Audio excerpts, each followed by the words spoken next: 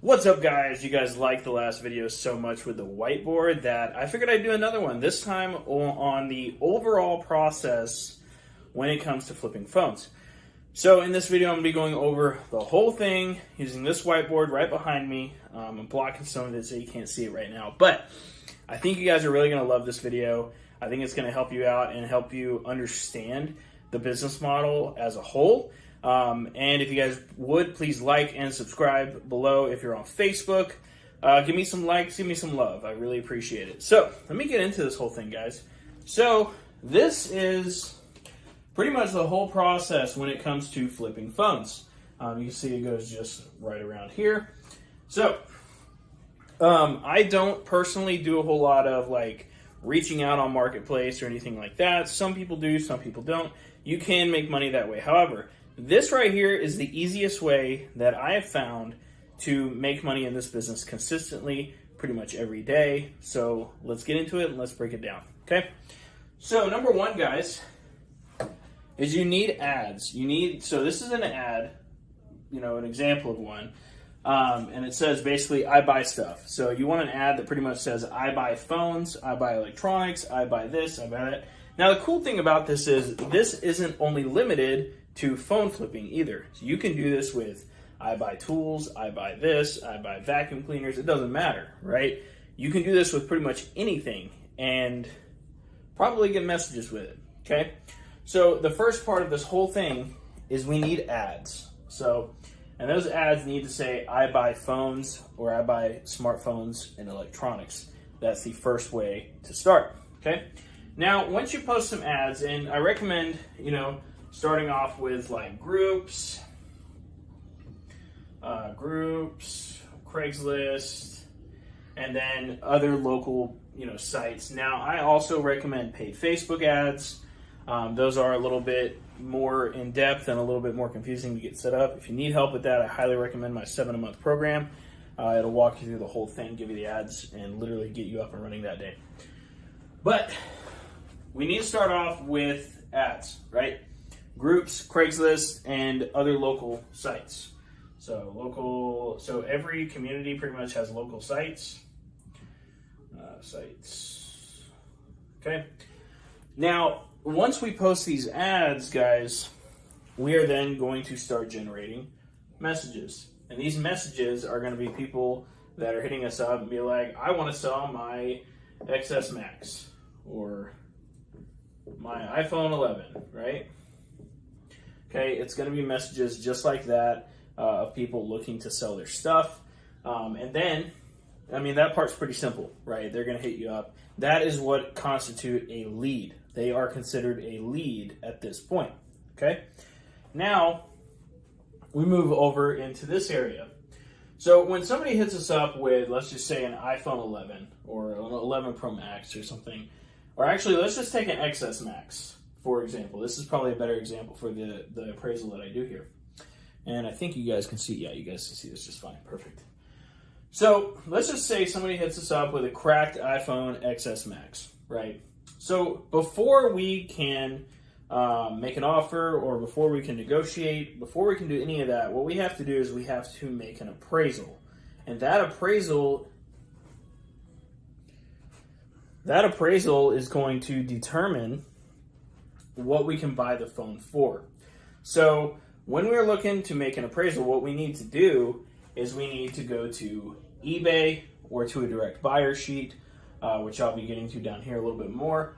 And then we need to look for an appraisal based on sold listings. You don't want to go to eBay and just type in iPhone XS Max cracked. What you actually want to do, and I go over this in some of my videos and much more in depth in my 7-a-month, but you want to go to eBay, go to the sold listings, go to buy it now, kind of filter through the results. And then you want to find 3 comparables that are around the same price. Now, I have some right here as an example. These are examples of prices. So sold items that you might find would be, let's say, $105 for one that's sold. Okay, sold listings only. $110 for one that's sold. And then $100 for another one that's sold. Now, what you want to do is you want to take those 3 listings that sold and you want to divide them by 3. And then you come up with the average, which would be $105. So it's likely that that device would sell for $105, right? So now what we want to do is we want to figure out how much we can actually pay for that device so we can make a profit on it, right? Now, if it's cracked, I personally do not fix anything. So you don't have to worry about that if that's what you're worried about. So what we want to do now, since we're using like $105 here, we typically want to pay 30 to 40% of the price that we can sell it for, okay? So since we're using $105 as a pretty good example, about 30 to 40% of that would be about $35 to $45, right? So that's around the area that we would pay for a device that is cracked, that is damaged, and then we would sell it for this price, which would net us probably around $45 to $50 in profit. So that's kind of how the whole system works there, right? Now let's say they didn't agree to us offering $45, and many times they won't. You're only going to close typically 1 out of 10. So what we want to do is we want to negotiate now. And this is how I personally negotiate, and I think you guys will like it. So as you can see here, I have negotiation, and then I have something here called bullets, right? This is what I call bullets. So I don't ask all of these questions all at once. I ask them one at a time. And I do that for a reason. So typically the first 2 questions that I'll ask like in conjunction with each other will be, what phone do you have and any problems with it. And typically people will say, I have an iPhone XS Max and it's cracked, okay? And then after that point, I will then make an offer. That's the only thing that I need to make an offer. I just need the phone, what device it is, what's wrong with it. That's all that I need to make the first offer, okay? Now, if they say no to the first offer, right, what I can then do is I can ask, okay, what company is it with? Or what carrier is it with, right?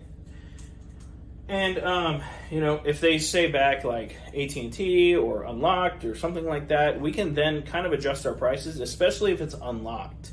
If the device is unlocked, we can actually increase our price a little bit typically.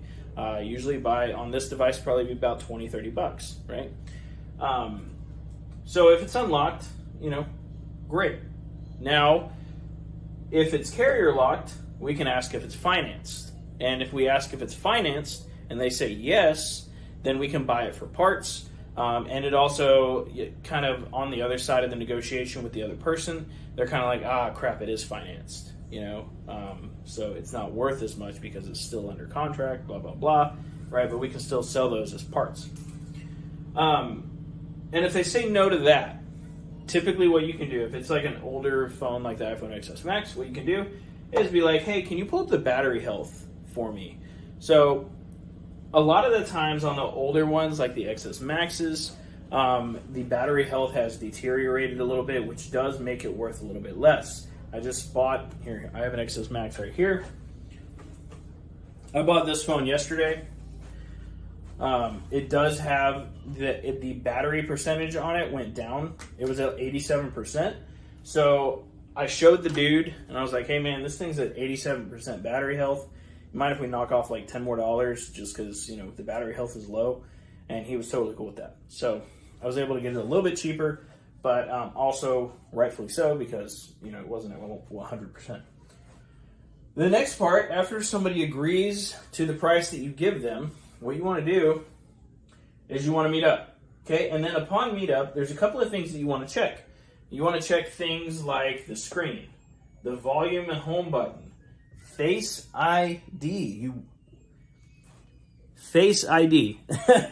You want to check Face ID. If you don't check Face ID, it's like an automatic deduction of $100. It's crazy. So the battery health. You want to check the sound. You want to go into the settings and make it ring. You want to check the sound, okay? And then you want to check the IMEI. So, and you can do these in a various pattern. I'm probably missing a few things here that I just go through automatically, but you definitely want to check the IMEI.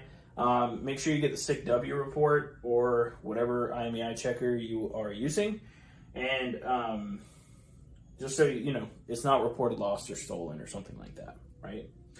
Okay, and then you want to, once you have bought the device, it's in your possession, it is now your device, what you want to do now is you want to sell it, right? We want to sell the device so that we can profit and make some money.